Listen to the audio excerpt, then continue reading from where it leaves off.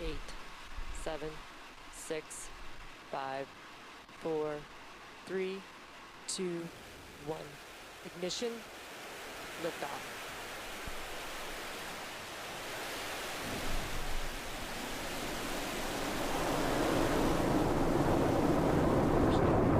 Procedure 3.170 for bus count rollouts.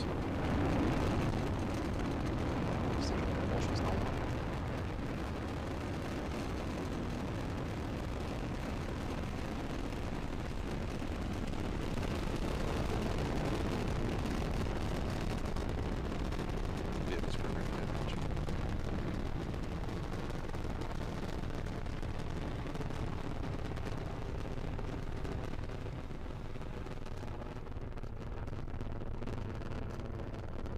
Power and telemetry nominal. And you see on your screen, we have had successful liftoff of Falcon 9 carrying ZUMA. We have cleared the tower, so we're now coming up on 2 events that is going supersonic and max Q. Now, maximum aerodynamic pressure is when we are at the point of maximum stress on the vehicle. From that point on, we're going through thinner and thinner atmosphere, so stress will continually decrease.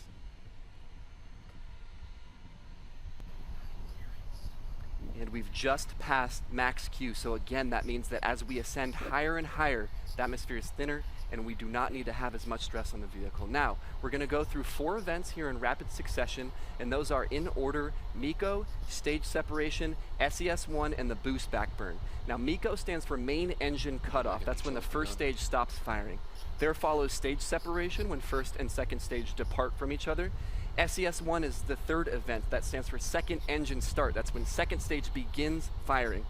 And then the 4th event in that sequence is the boost back burn. That's when first stage begins firing again to start its trajectory back to landing zone 1.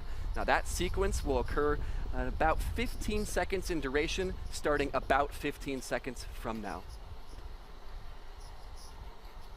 Oh, 7, this is RC on countdown. Please relinquish control of the camera, please. Roger.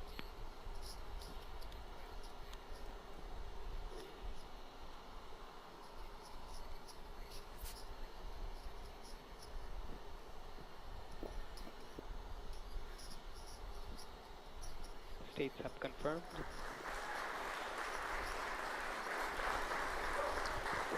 Stage 1 has entered its flip.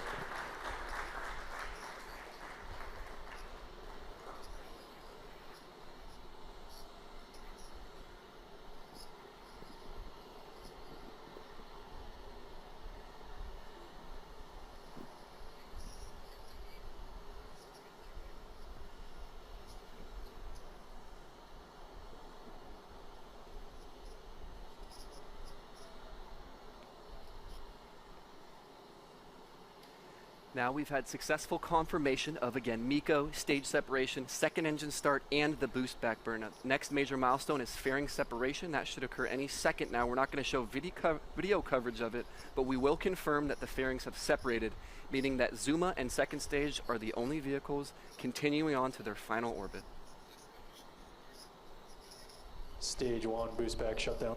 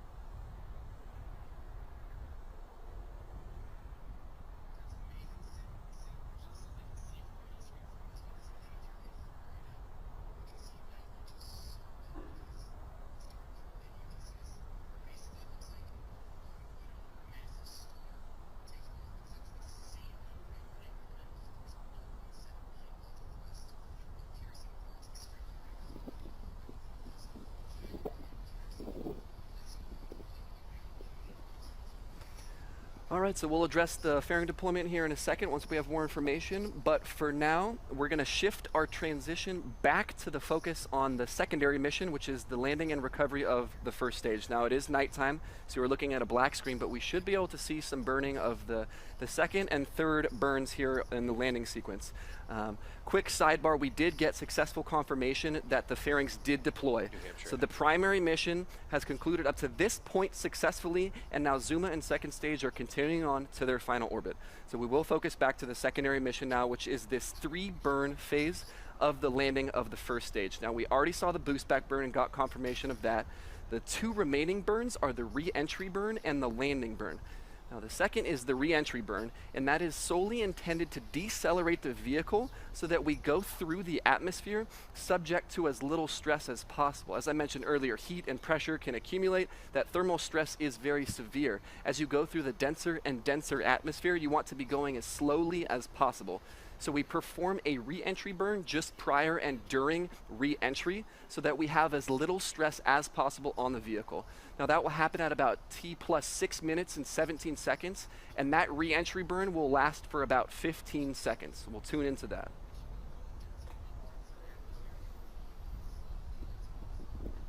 Stage 1 entry burn has started.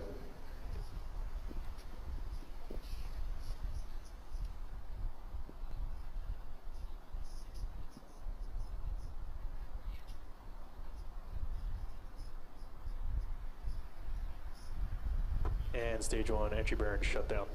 And as you just heard and saw, we had successful startup and shutdown of the re-entry burn, the second of 3 burns in the phase to get back to landing zone 1. Now, the third and final one, as it is self-named, is the landing burn. This one lasts a little bit longer. It's about 17 seconds in duration. It's coming up in about 30 seconds.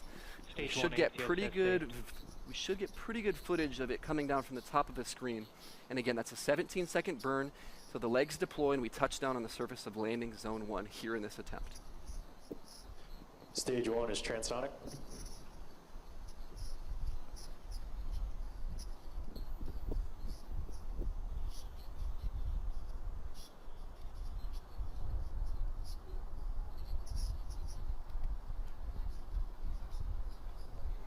Stage 1 landing burn has started.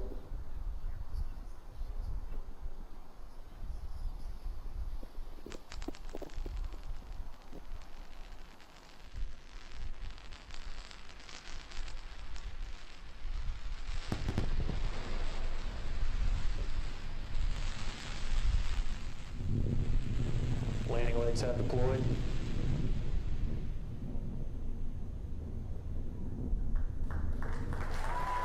LZ1 Falcon is landed. Landing operator movement procedure 11.100 on RCR1 and red 2. And the Falcon has landed. Now, it was dark, but we saw some great ocular reflection as the heat and the light from the engine reflected off of landing zone 1, so you could see it as it deployed its legs and touched down. Now, with the transition from the successful deployment of the payload fairings and the landing of the secondary mission, that first stage, we'll now conclude our coverage of this ZUMA mission. We'd like to thank our customer, Northrop Grumman. We'd like to thank the United States Air Force and the Cape Canaveral Air Force Station Range for all of their support in every single mission. We would additionally like to thank the Federal Aviation Administration for their part in regulating and licensing every single one of these launches. We would also like to thank you, the viewer, for tuning in as always.